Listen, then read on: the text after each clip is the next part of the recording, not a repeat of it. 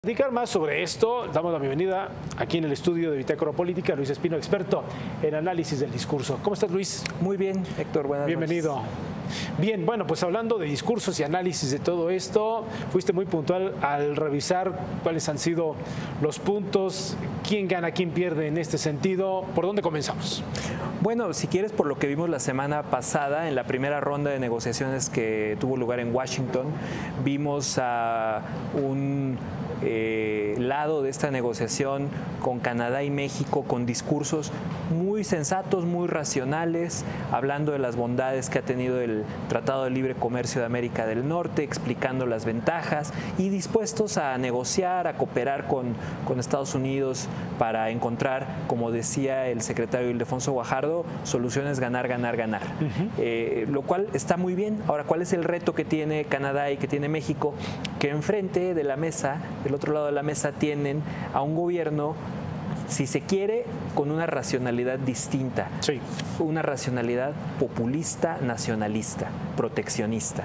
Entonces ahí lo que vimos en el discurso del representante comercial de Estados Unidos fue pues el discurso de campaña de Donald Trump, que ve al libre comercio como una amenaza al bienestar de los estadounidenses, como un tratado que ha costado miles y miles de empleos y como un tratado que también tiene a Estados Unidos en un déficit comercial con México que para la mentalidad proteccionista es una grave desventaja. Ahí lo que va a ocurrir o lo que podemos esperar es que efectivamente en el discurso pues puedan irse suavizando las posturas y de repente ¿qué va a ocurrir en términos de comunicación? Va a llegar Trump, va a tuitear algo, a declarar algo en algún discurso para subir el tono. ¿Por qué? Porque como lo hemos dicho en este espacio, la retórica populista busca el conflicto.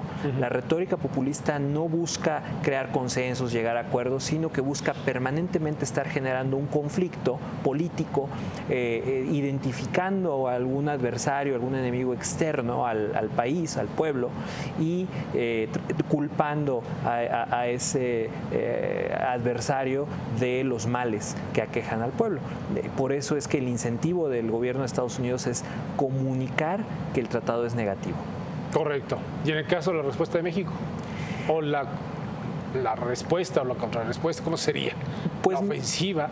Yo aquí lo que estaba pensando justamente ahorita es, se solicitan neoliberales, se necesita gente que defienda al Tratado de Libre Comercio en México. Así es. Una encuesta reciente del Pew Research Center muestra que alrededor de 6 de cada 10 mexicanos están a favor del Tratado de Libre Comercio. La cifra es más alta en Canadá, ahí es alrededor del 75%, y más baja, no sorprende, en Estados Unidos, donde más o menos anda en 51% la aprobación de la población al tratado, cosa que aprovechó muy hábilmente Trump en su campaña y por eso ha tenido tanto eco este discurso proteccionista populista. ¿Qué pasa cuando, yo te preguntaría, qué política pública en México hoy, digamos una reforma estructural, tiene un apoyo de 60% de la población? No, ni la educativa. No hay, exacto, que es la más noble que puede ser, ¿no? La parte energética, bueno, pues no digamos, ¿no? Muy polémica. Entonces, pero el tratado tiene 6 de cada 10 mexicanos a favor.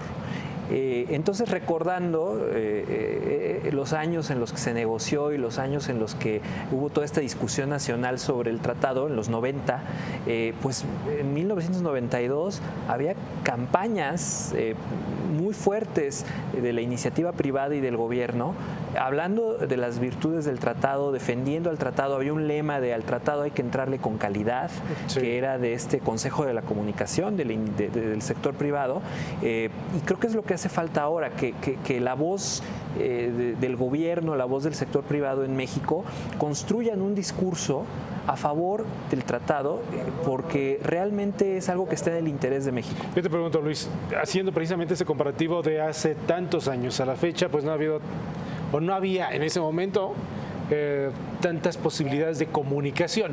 A lo que voy es, la iniciativa privada, el sector empresarial organizado o gran sector empresarial que incluso acompañó las negociaciones al gobierno federal, sí, pues han estado manifestando las necesidades de hacer la renovación, de hacer las modificaciones en donde se trata de que México gane en este sentido. La autoridad federal también, recuerdo los 4 ganar que mencionaba el secretario de Economía. El tema es ganar, ganar, ganar. Va a ver.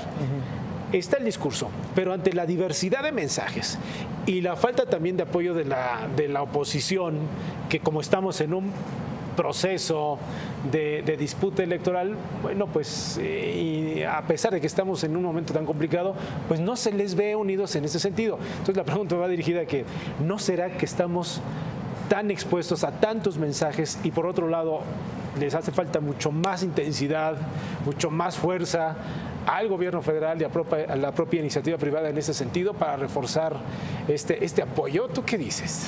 Que el reto ahí de comunicación es ese. La oposición, por ejemplo, el PAN, que es claramente liberal en su plataforma económica, debería estar apoyando pienso yo, con más fuerza la existencia del tratado, pero ya estamos en esta lógica electoral rumbo al 2018, entonces ahí está tibieza calculada, me parece, en el mensaje, porque tampoco se trata de darle del apoyo al espaldarazo al gobierno. Tema, ¿no? Pero ahora a mí me sorprende que, pues obviamente por cálculo político, pero también por cautela, López Obrador, que debería ser, o podríamos pensar que es el proteccionista número 1 y el que puede enarbolar ahí la bandera de regresemos a los 80, ¿no? Pues ha sido incluso él cauto en más bien usarlo políticamente el tema del tratado, atacar al presidente personalmente, pero no se ha pronunciado claramente por decir estoy en contra, o como Trump, nos vamos del Tratado de Libre Comercio. Y eso habla de que incluso él, yo creo que se da cuenta que el tratado sí está en el interés de México como país y que realmente sí hay que ser cuidadoso, y yo creo que es una cosa en la que sí deberíamos estar más de acuerdo los mexicanos. Totalmente de acuerdo. Sí, el gobierno sí tiene un rol de liderazgo que por una vez en el sexenio debería estar cumpliendo en torno a una política que va en el interés nacional. En un minuto, Luis, ¿cómo hacer? ¿Qué tendría que hacer o cómo tendría que hacer el propio gobierno para ser mucho más contundente, más robusto, más sólido el mensaje? Ya hizo un primer paso muy bueno, que fue acompañarse en las negociaciones de legisladores de varios partidos y del sector privado, un contingente bastante amplio y pesado, ¿no? Sí. De primera línea ahí en el sector privado. Yo creo que aquí el sector privado tiene que ir a la vanguardia en términos de comunicación. ¿Y por qué? Por los problemas por el tema político. El tema político y los problemas de aprobación que todavía enfrenta el gobierno, ¿no? Yo creo que ahí es el sector privado el que tiene que ir a la vanguardia en esto y hacer una muy buena campaña de comunicación para que veamos que a pesar de que vengan las elecciones presidenciales, sí está en el interés de México como nación, porque es lo que nos ha traído tecnología, competitividad, mejoras en nuestra capacidad productiva. En fin, creo que tiene muchas cosas muy defendibles el tratado y hace falta un discurso más firme que lo defienda. Anotado. Luis Espino, muchas gracias por estar con nosotros. Al contrario, muchas gracias a ti. Hasta la próxima.